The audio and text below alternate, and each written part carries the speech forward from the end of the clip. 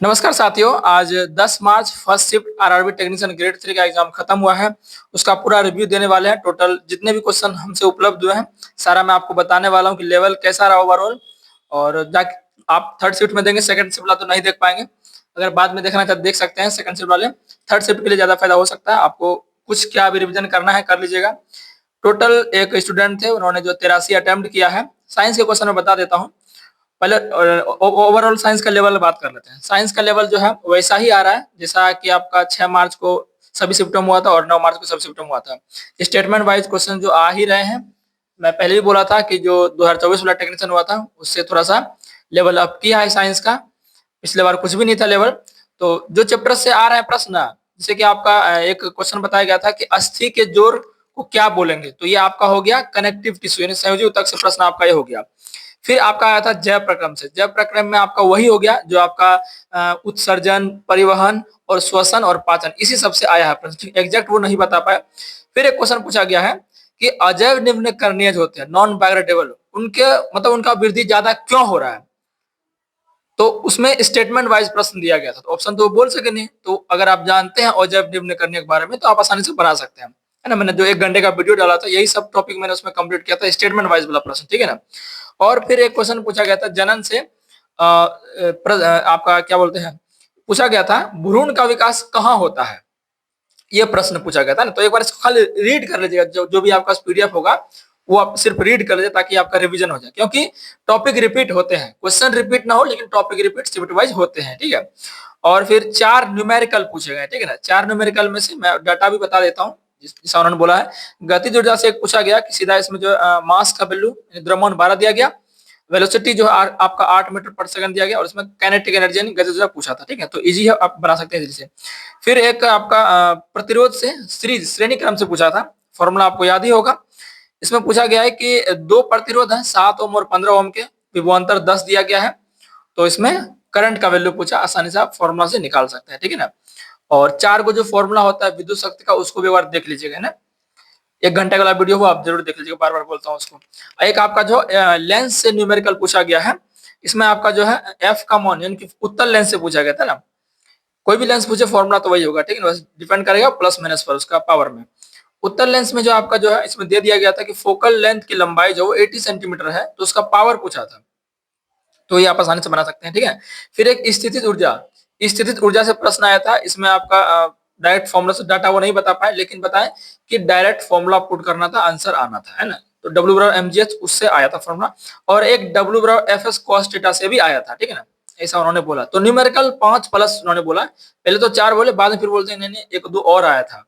तो तुरंत पूछना, उसको ज्यादा याद नहीं आता एग्जाम हॉल से। जब कोई बाहर आता है तो धीरे धीरे याद आता है, जब जाते जाते तब याद आता है, ठीक है। फिर गुरुत्वाकर्षण, हाँ ये हो गया आपका। फिर गुरुत्वाकर्षण से क्वेश्चन पूछा था कि वृत्तीय गति का उदाहरण पूछा था, सर्कुलर मोशन का, उसमें उदाहरण पूछा था ना। और हाँ एक और क्वेश्चन आपका ऑप्टिक्स से था, अवतल दर्पण के बारे में, कि दिया था अवतल दर्पण के फोकस के संबंध में क्या सही है। ये प्रश्न आया था ना। तो ये आपका स्टेटमेंट वाइज था प्रश्न। फिर एक क्वेश्चन था कि खेत में सिंचाई करते क्यों है, खेत में सिंचाई क्यों करते, ये आपका प्रश्न था। फिर एक क्वेश्चन था कि जो सार्वत्रिक गुरुत्वाकर्षण का जो मतलब सार्वत्रिक गुरुत्वाकर्षण का कौन सा नियम जो है या कौन सा गुण जो है उनमें से उसका प्रभाव नहीं पड़ेगा उस चीज पर, है ना। ऑप्शन 4 को दिया होगा इस तरह से कुछ, यानी कि समझिए कि यूनिवर्सल लॉ ऑफ ग्रेविटेशन है, उससे प्रश्न आपका आया हुआ है। तो उसका अगर फॉर्मूला वगैरह आप देख लीजिएगा, उसका वैल्यू जो होता है वो सब याद कर लेगा ना। और फिर एक क्वेश्चन और बायोलॉजी से पूछा गया था कि शरीर की गति के लिए जो कौन से ऊतक उत्तरदायी है उसके लिए, वो प्रश्न आपका पूछा गया था। और एक केमिस्ट्री में पूछा गया था सिंपल, मतलब 4 ऑप्शन दिए थे, दो दो एलिमेंट करके उसमें पूछा था कि ऐसे कौन से ऑप्शन है, मतलब कौन सा इसमें है ऑप्शन होगा जिनके की दोनों के द्रव्यमान समान होंगे। समझ गए ना। किसी किसी में पूछ रहा है कि किसका मतलब ऐसा कौन सा ऑप्शन इसमें न्यूट्रॉन की संख्या समान होगी। अब इसमें द्रव्यमान संख्या पूछा गया, इसमें द्रव्यमान संख्या समान होगी, ठीक है ना। ये पूछा गया आपका। और हाँ फिर एक पूछा था केमिस्ट्री में, और बात करते हैं। पीरियोडिक टेबल से आया है प्रश्न, मैंने ट्रेंड वाला कराया था आपको 1 घंटे वाले वीडियो में, तो उसी से आया है ट्रेंड वाला प्रश्न कि बाएं से दाएं जाएंगे तो क्या होगा, वर्ग में ऊपर से नीचे जाएंगे तो क्या होगा, है ना। ये आपका ट्रेंड वाला पूरा मैंने कराया था, चाहे वो आयनन एंथैल्पी हो, इलेक्ट्रॉन बंधुता हो, संयोजकता हो, है ना। सारा चीज मैंने आपको, ऋणात्मकता हो, पूरा ट्रेंड वाला मैंने आपको कराया था। तो एक बार उसे जरूर देख लेना। तो ये इसमें आया था। फिर एक पूछा था केमिस्ट्री में, विस्थापन होने का क्या कारण है, मतलब जो डिस्प्लेसमेंट रिएक्शन होता है उसका क्या कारण, होता क्यों है, ये पूछा गया था। तो जिसको वो आपका रिएक्टिविटी सीरीज याद है वही कर पाएंगे और अन्यथा नहीं कर पाएंगे, ठीक है ना।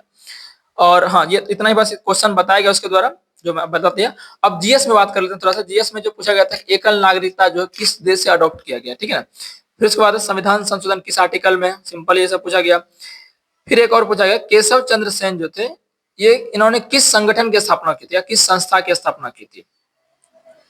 और एक कुछ करंट अफेयर्स से था आपका कि अनंत टेक्नोलॉजी जो है, आपको पता है कि अनंत टेक्नोलॉजी डेवलप बेंगलुरु में किया जा रहा है, उससे प्रश्न था कुछ डायरेक्ट। इसका मतलब पूछा ही था कौन सा टेक्नोलॉजी जो है आपका बेंगलुरु में स्थापित किया जा रहा है, तो कुछ इस तरह से मरोड़ के क्वेश्चन था। तो अनंत उन्होंने बोला आंसर, तो ये होगा, ठीक है, उन्हें पढ़ा भी होगा। स्पीडी से डायरेक्ट ये क्वेश्चन है। और फिर एक क्वेश्चन था करंट से ही कि ऐसा कौन सा मतलब लड़ाकू विमान का नाम उसमें दिया गया था, वो पर्वत पर भी लैंड कर सकता है इजीली, है ना। तो उसके बारे में मतलब वो जो लड़ाकू है वो किस चीज के लिए उपयोग है, मतलब क्या इसका यूज है, ये प्रश्न आपका आया था, ठीक है।